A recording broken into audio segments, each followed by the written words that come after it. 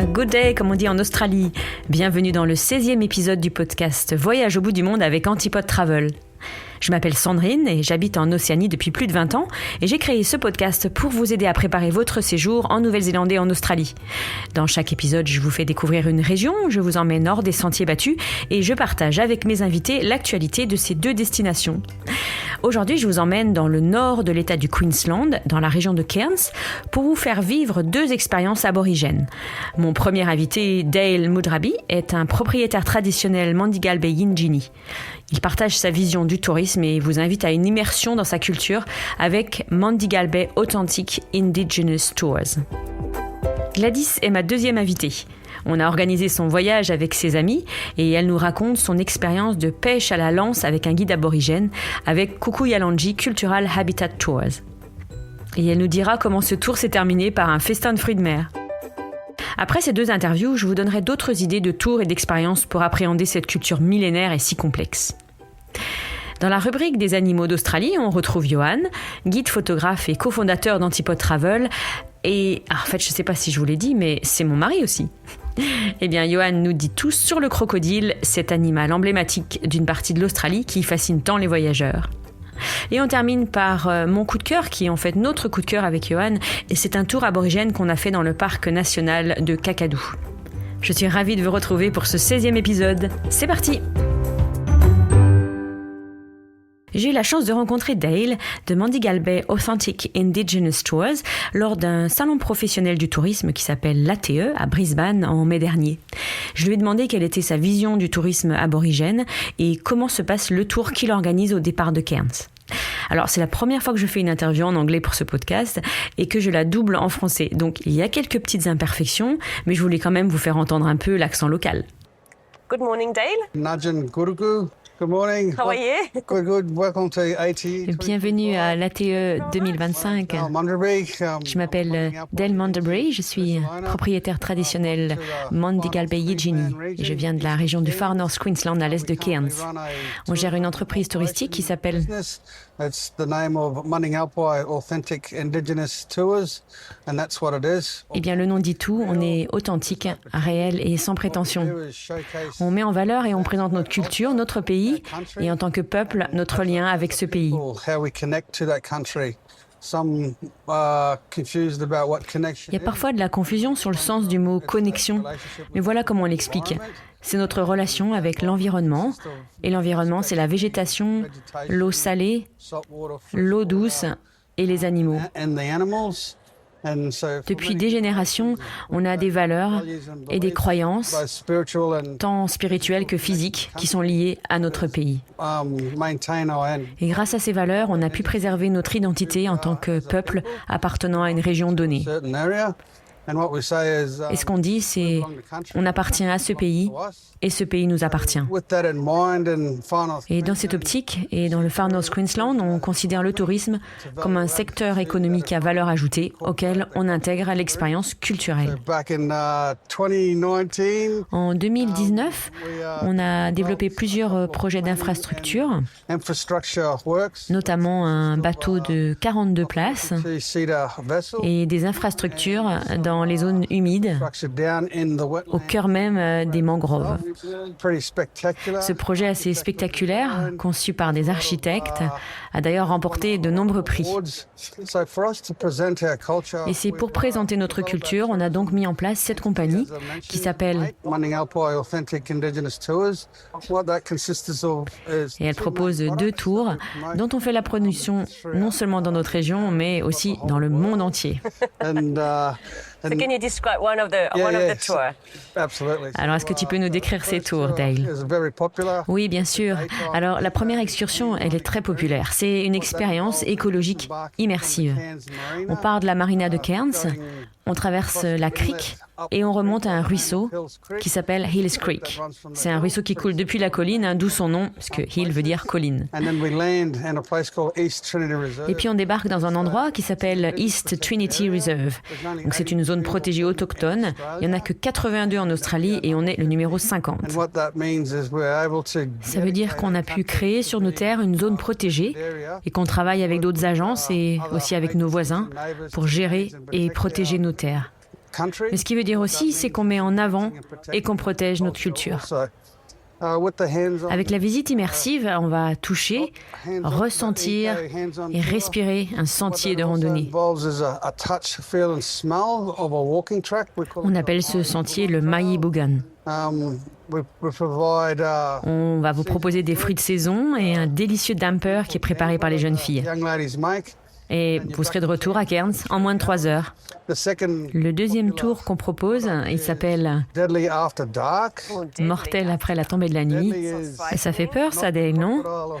Mais non, on ne parle pas de crocodiles ou de serpents vénéneux, mais plutôt de cette région impressionnante du nord du Queensland.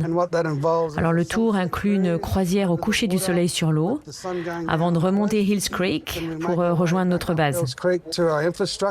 C'est un bâtiment construit par des architectes sous la forme du Yulu, la raie pastenag, qui est notre totem. Et là, on propose une expérience culinaire et culturelle. En 2 heures, ça devient complètement nuit et vous rentrez à Cairns qui est tout illuminé. Le tour commence à 17h30 et finit à 19h30. Donc notre vision, notre objectif, c'est de créer des emplois, de promouvoir notre culture, mais aussi de la présenter au monde entier pour que les gens sachent qui on est, ce qu'on fait, et qu'on puisse tous travailler ensemble dans ce magnifique pays et ce monde. Un bon voyage, parlez de nous autour de vous et j'espère à très bientôt.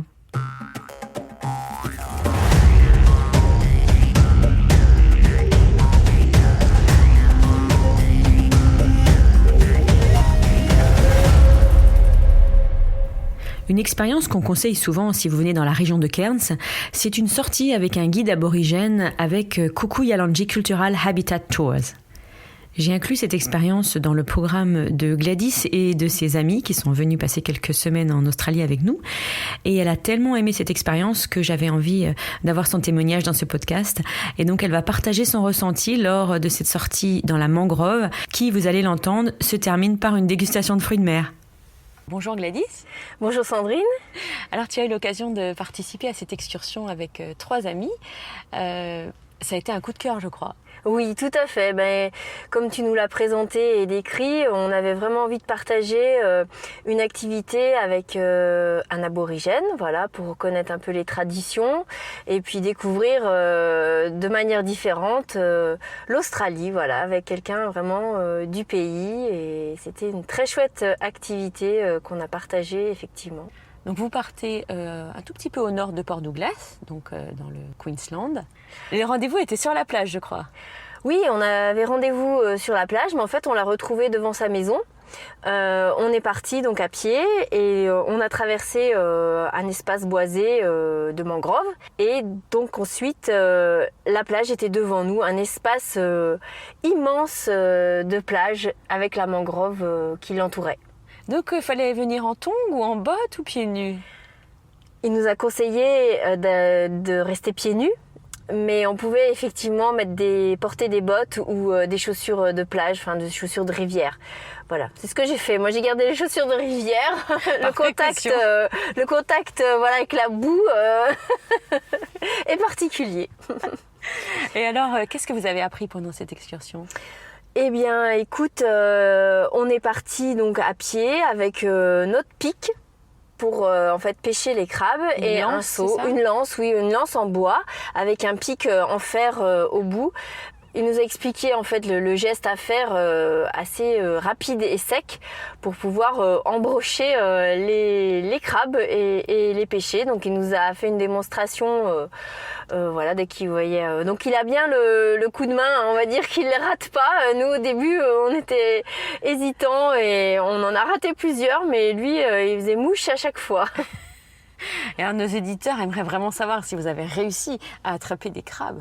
Oui, tout à fait. On a eu vraiment de la chance d'en voir d'assez nombreux. Chacun, on en a pêché plusieurs. Voilà, on a réussi à en avoir plusieurs. On leur courait après, ou même des fois, ils se défendaient, ils s'agrippaient à la lance. Et du coup, avec leurs pinces, ils se défendaient, vraiment, ils se défendaient. Et du coup, on a rempli notre seau. Donc on a fait quand même 3 heures de marche sur la plage. Donc on avait de l'eau à peu près jusqu'au genou. Voilà, donc marcher 3 heures quand même sous un plein soleil. Donc bien prévoir la protection solaire, oui, parce que le soleil cognait et le fait d'avoir les pieds dans l'eau, on se rendait pas forcément compte de la puissance du soleil, les bobs, les lunettes et puis se couvrir aussi les bras. Et on a marché 3 heures à la recherche des crabes, donc dans cette eau. Et vous racontez, j'imagine, des histoires de... Oui, il nous expliquait un peu des histoires de sa tribu, que lui, toute sa famille pêche encore comme ça. Voilà, il propose aussi cette activité. On a rencontré sa nièce, sa sœur, voilà, qui accompagnait d'autres groupes. Le fait de marcher, donc c'était un espace quand même boueux, hein. C'était pas du sable, c'était quand même les pieds dans la boue.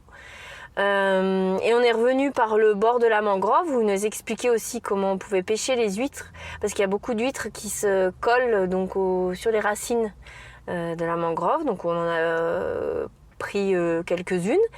Et puis après, donc ce qui est très chouette, c'est qu'on va donc on a gardé effectivement les plus gros crabes.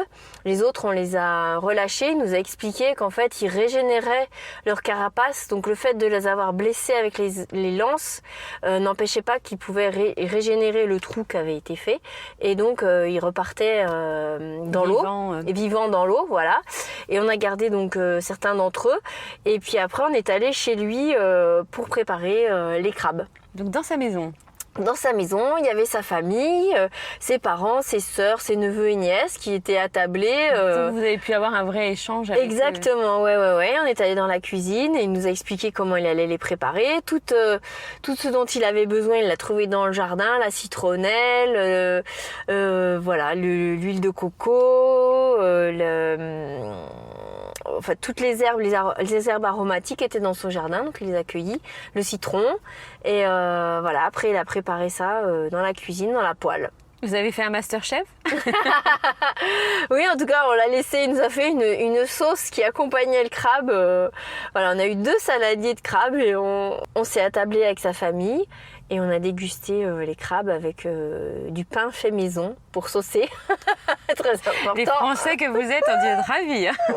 Je suis pas sûre que les touristes d'autres nationalités soient restés si longtemps à table. Non, exactement. Il y a un groupe qui mangeait les crabes à l'extérieur et ils sont restés 10 minutes, mais nous on a dû rester une bonne heure jusqu'à manger toute la sauce. Et si tu avais un souvenir particulier de cette excursion? C'est le moment partagé à table avec sa famille et il nous a présenté aussi, il y avait beaucoup de photos. Donc voilà, il a présenté toutes les générations, même ses grands-parents qui étaient en photo et tous les anniversaires sont sur le calendrier. Donc c'était vraiment le contact direct voilà, avec un autochtone et ça c'est un très très beau souvenir. Et les crabes étaient délicieux aussi. Merci beaucoup Gladys pour ton témoignage. Merci Sandrine.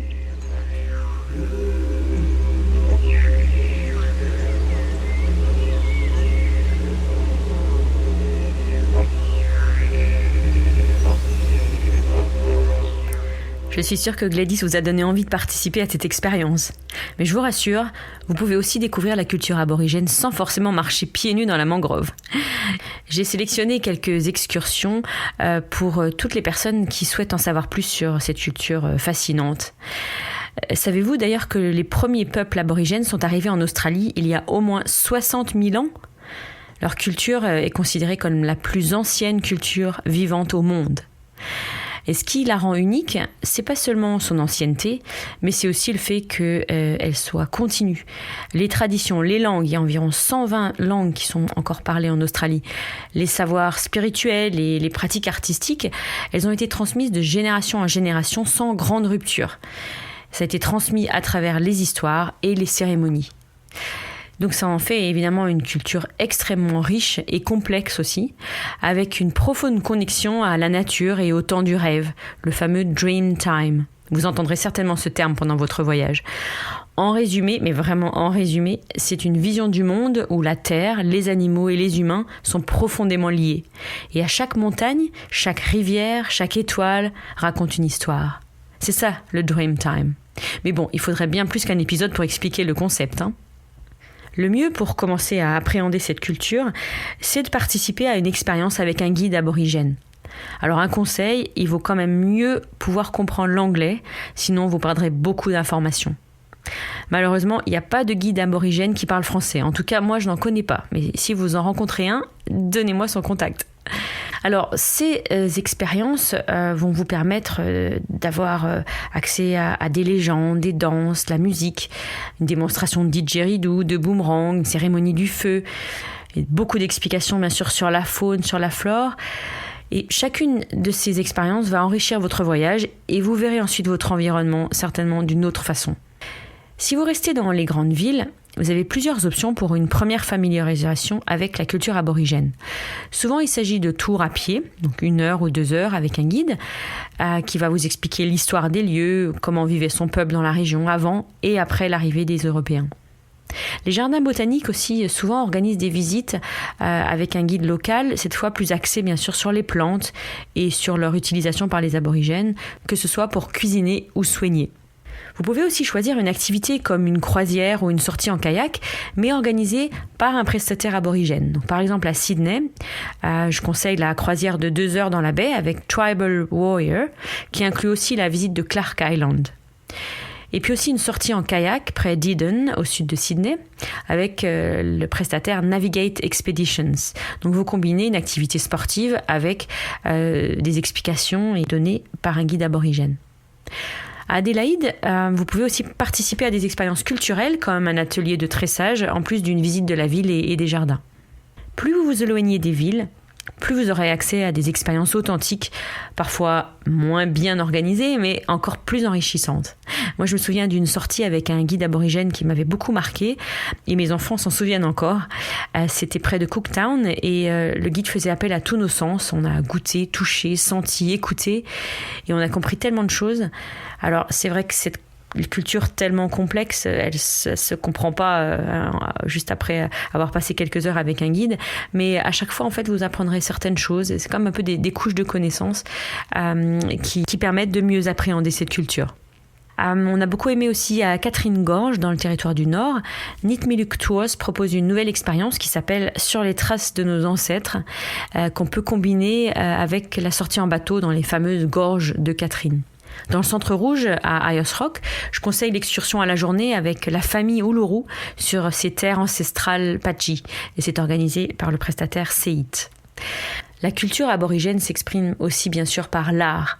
Alors vous avez certainement déjà vu des peintures composées de points, ces motifs colorés et un peu hypnotiques qui viennent du désert central australien. Mais en réalité, l'art aborigène est bien plus vaste et diversifié. Chaque région, chaque peuple possède ses propres styles, ses matériaux et ses symboles. Mon conseil, c'est pousser la porte d'une galerie d'art aborigène. Osez, observer, poser des questions. Moi, j'ai particulièrement aimé la galerie Yubu Napa à Alice Springs et aussi celle du centre culturel d'Uluru, car les artistes sont présents et vous pouvez échanger avec eux, en plus bien sûr de les voir travailler. Dans le parc de Kakadu, je me souviens d'artistes qui peignaient et qui vendaient leurs toiles au bord d'une rivière. On a pu discuter avec eux, même si leur anglais n'était pas toujours facile à comprendre. Bon, et mon anglais à moi, il a toujours une empreinte française indélébile. Mais enfin, on s'est compris et on leur a acheté une peinture qui du coup avait beaucoup plus de valeur et de sens par le fait qu'on avait vu sa réalisation sur place et puis on avait mieux compris sa signification. Si cette forme artistique vous intéresse, sachez qu'il est possible de participer à un cours de peinture aborigène dans de plus en plus de lieux. Avant, on réservait Maruku Arts, qui se trouvait dans le village de Yulara à Ayers Rock, mais cette expérience n'existe plus pour le moment. Mais il y a une alternative organisée par le prestataire Seït, qui combine le transfert jusqu'au centre culturel au cœur du parc national, la visite et un cours de peinture avec des artistes locaux. Bien sûr, il est impossible de lister toutes les expériences aborigènes qui existent en Australie, mais on est là pour vous conseiller. N'hésitez pas alors à nous contacter et on inclura une de ces expériences dans votre voyage. Je vous rappelle notre email voyage@antipode-travel.com. Ah, et puis j'oubliais, la culture aborigène se transmet aussi par les papilles. Alors n'hésitez pas à goûter au bush tucker. J'en parle dans l'épisode 4 de ce podcast.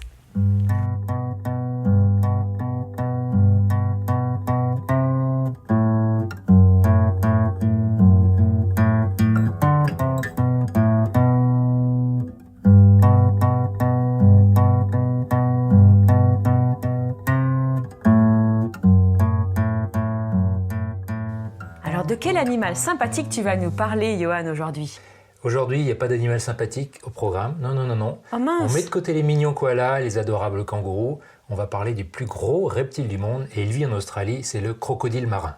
Alors c'est un animal de taille très imposante, de 5 à 7 mètres de long quand même, jusqu'à 1 tonne. Et tu sais qu'ils peuvent vivre jusqu'à 70 ans, ces crocodiles. Donc il y a des grands-pères crocodiles. Sûrement, arrière-grand-père probablement aussi. Alors donc ils mangent des oiseaux, des cochons sauvages, des cerfs, des mignons kangourous.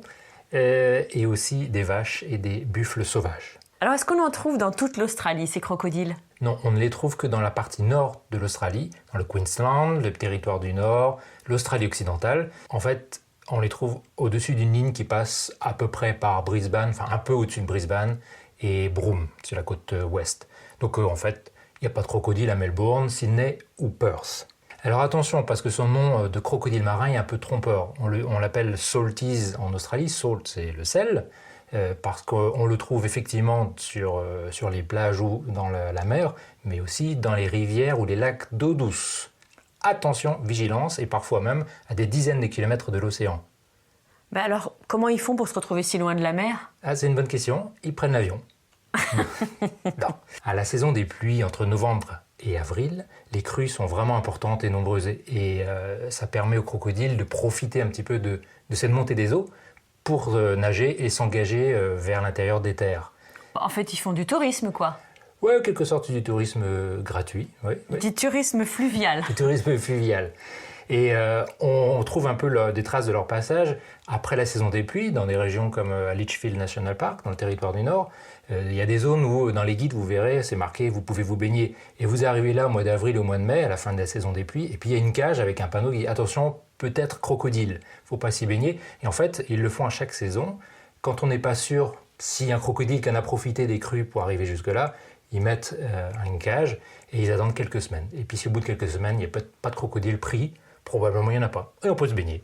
Il faut bien suivre les panneaux en tout cas. Toujours suivre les consignes. Est-ce qu'ils sont nombreux les crocodiles en Australie ? Et ils sont de plus en plus nombreux en fait. Ils ont failli disparaître dans les années 70. Il n'en restait que 3000 environ dans tout le pays à cause de la surchasse. Et aujourd'hui ils sont protégés et on en dénombre entre 100 et 200 000, notamment dans le parc national de Kakadu. Rien que là on en compte environ 10 000. Alors ils étaient chassés notamment pour l'utilisation qu'on en faisait dans l'industrie du luxe, hein. C'est toujours le cas ? C'est toujours le cas, mais ils ne sont plus chassés. Ils sont élevés dans des fermes à crocodiles. Il y a de nombreuses fermes dans les parties nord du pays qui sont tenues par les grandes marques de luxe françaises d'ailleurs. Et est-ce que tu sais combien il faut de peau de crocodile pour faire un sac à main ? Alors j'en ai jamais eu, mais j'imagine qu'il en faut au moins 1, voire 2. Il en faut 3 ou 4. On n'utilise que la partie du ventre, qui est la partie la plus belle si on veut, ou la plus tendre. Donc j'ai l'impression qu'on peut les voir facilement, Johan, ces crocodiles. On les voit très facilement avec un tour organisé. On monte dans un bateau et puis on part pendant 1 heure ou 2 heures sur une rivière. D'ailleurs, on a fait cette expérience plusieurs fois et c'est vraiment intéressant parce qu'on voit des crocodiles de toutes les tailles, on apprend des tas de choses sur ces animaux. C'est pas juste des statues parce qu'ils sont pas très actifs forcément quand on va les voir, ce qui est tant mieux pour faire de la photo d'ailleurs. D'ailleurs, des fois, on les voit pas tout de suite. On les voit pas tout de suite, mais eux, ils nous voient. Ils le savent, ouais. Et eux, ils nous voient, c'est sûr. En tout cas, c'est sûr qu'il vaut mieux prendre un tour accompagné parce que essayer d'y aller seul, c'est très risqué. D'abord, ils vivent dans un milieu inhospitalier, c'est marécageux, c'est de la mangrove, et puis on a le risque aussi de s'approcher trop proche du bord. Et les crocodiles ont la faculté de pouvoir descendre les battements de leur cœur à un seul battement, 1-2 battements par minute seulement. Donc c'est très très très faible et ils restent immobiles au fond de l'eau. Eux, ils vous voient, vous ne les voyez pas que ça bouge. Donc on s'approche et il y a du danger. Donc on dénombre quand même 1 à 2 attaques mortelles par an en Australie. Mais si vous suivez les consignes et si vous allez avec un tour guidé, aucun risque. Et est-ce qu'il y a une meilleure période pour les observer, ces crocodiles ? Alors on les voit toute l'année, mais la période hivernale, juin-juillet, en Australie, c'est peut-être un peu plus propice parce que ce sont des animaux qui sont hétérothermes, donc ils ont besoin de se réchauffer. L'hiver, c'est l'époque où il fait un peu plus froid, ils ont besoin de se réchauffer, donc ils se mettent sur la berge. Hétérotherme, ça veut dire que la température de leur... Oui, parce que pour toi, c'est facile. J'ai vu dans ton regard hétérotherme. Un grand point d'interrogation. Mes chers auditeurs, est-ce que vous savez ce que ça veut dire hétérotherme, hein ? Bon, alors il y a bien un avantage à être hétérotherme. Alors l'hétérotherme, ça veut dire que la température corporelle fluctue avec la température ambiante. Et donc on appelle ça des animaux à sang froid, à tort, mais en fait ils utilisent le soleil pour se réchauffer le cerveau et puis après devenir un peu plus actifs. Donc forcément en hiver, quand il fait un peu moins chaud, ils ont besoin de plus de soleil et on a plus de chances donc de les voir. Mais on les voit en fait toute l'année. Est-ce que tu sais que d'être hétérotherme, ça a aussi un avantage, c'est qu'en fait, il consomme beaucoup moins de nourriture qu'un mammifère, par exemple. Un mammifère de la même taille, il consommerait 10 fois plus de nourriture parce qu'il doit produire sa propre chaleur, pas le crocodile. Et à propos de température d'ailleurs, tu sais que la température d'incubation, elle va conditionner le sexe des crocodiles. Ah bon ? Alors, attention, c'est plein de chiffres qui arrivent. Attention, accrochez-vous. Entre 28 et 30 degrés d'incubation, c'est 100% de femelles qui vont naître. À 31 degrés pile, c'est la moitié femelle, moitié mâle. Et 32 degrés, c'est 100% des mâles qui vont naître. Étonnant. C'était le moment scientifique de l'émission, Johan. Alors, on a parlé du crocodile marin, mais je crois qu'il y a un autre type de crocodile. Et oui, on oublie souvent qu'en Australie, il n'y a pas qu'une seule espèce de crocodile, il y a aussi le crocodile d'eau douce. Alors, on a parlé du salty, le crocodile marin, mais il y a le freshy, qui est le crocodile d'eau douce, et qui lui ne vit pas en mer, il ne vit pas dans l'eau salée, il vit vraiment dans les rivières et dans les plans d'eau. Alors il est beaucoup plus discret, beaucoup plus timide, beaucoup moins agressif, ce qui fait qu'il y a des Australiens qui nagent dans les rivières ou dans les lacs où il y a parfois des freshies qui se Mais je ne le reposent. conseille pas quand même. Je ne le conseille pas parce qu'il il ressemble quand même évidemment à un crocodile, ça c'est sûr, mais il a une gueule beaucoup plus allongée il fait plus fin que le crocodile marin. Il est plus petit, mais comme je disais, il est moins agressif. On en a vu quand on était dans les gorges de Catherine, on avait fait cette croisière, et il y avait donc le freshy, mais il y avait aussi les salties, ils peuvent se retrouver ensemble. Ils peuvent vivre dans les mêmes rivières, alors autant dire que généralement c'est le salty qui gagne, c'est lui le patron. Eh bien pour terminer sur ce sujet des crocodiles, il faut quand même qu'on rassure nos auditeurs. Il faut le rappeler, il n'y a pas de crocodile partout. Et surtout, vous faites un tour accompagné. Je suis pas près sûr que vous repartirez enchanté et avec un petit peu d'amour, peut-être même beaucoup comme moi, pour ces animaux.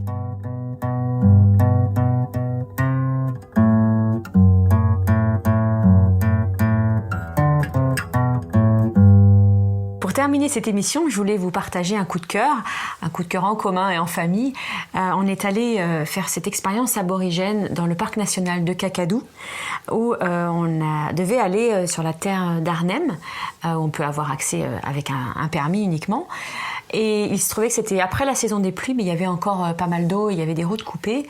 Et on n'a pas pu aller vraiment jusque dans la communauté aborigène où on était censé aller.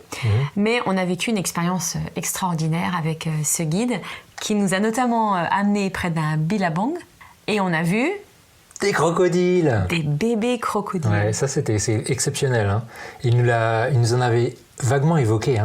Et puis ils étaient toujours là et c'était vraiment étonnant. Il y en avait deux, ils avaient l'air d'être montés l'un sur l'autre. Ils jouaient pas beaucoup, ils étaient assez statiques, mais on avait envie d'aller les toucher, mais peut-être que la maman n'était pas très loin. On sait comment ils sont les crocodiles. Maintenant on est calé sur les crocodiles, on sait qu'il ne faut pas trop s'approcher. Voilà, ils devaient faire la taille de la main un petit peu plus peut-être. Mais c'est vrai que c'était, là on a vu en l'occurrence des crocodiles, mais c'était la richesse de cette sortie avec ce guide aborigène. On était un tout petit groupe et il nous a montré des peintures rupestres, mais vraiment cachées.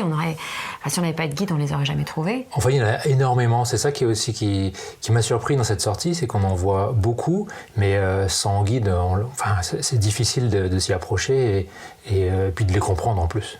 Là, il donnait beaucoup d'explications et puis il nous a aussi amenés dans un lieu assez extraordinaire qui t'a particulièrement interpellé, je crois. Ben oui, on s'est retrouvés face à une falaise et puis il nous a demandé vous voyez pas quelque chose de particulier? Bon, il n'y avait rien pour moi d'étrange, mais en fait, il nous a montré des bâtons, des javelots en fait, qui étaient situés très très haut dans la falaise et c'était un rite que faisaient les aborigènes. Je crois que c'était pour passer à l'âge adulte. C'était les jeunes, oui. Les jeunes qui devaient lancer le plus haut possible un javelot et ils sont vraiment très haut. Et certains étaient là depuis plusieurs centaines d'années, si haut perchés là, et qui nous regardaient depuis tant d'histoires. Et c'était rigolo parce que finalement, les peintures, comme tu dis, aborigènes, elles sont là aussi depuis des milliers d'années, mais on a l'habitude de les voir. Mais ça, ces morceaux de bois qui aussi retraçaient cette histoire étonnante des aborigènes, c'était assez étonnant. Ouais. Cette excursion était organisée par Kakadu Cultural Tours.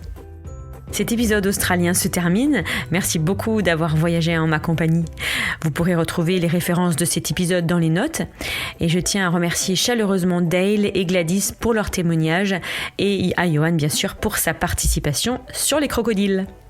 Si vous voulez profiter de l'expertise de toute l'équipe d'Antipode Travel pour organiser votre séjour en Australie, rendez-vous sur notre site antipode-travel.com. Et si ce podcast vous a plu, alors n'hésitez pas à vous abonner, à le partager autour de vous et laissez-nous 5 étoiles ou un commentaire, ça nous fera très très plaisir. Allez, on se retrouve bientôt pour un prochain épisode.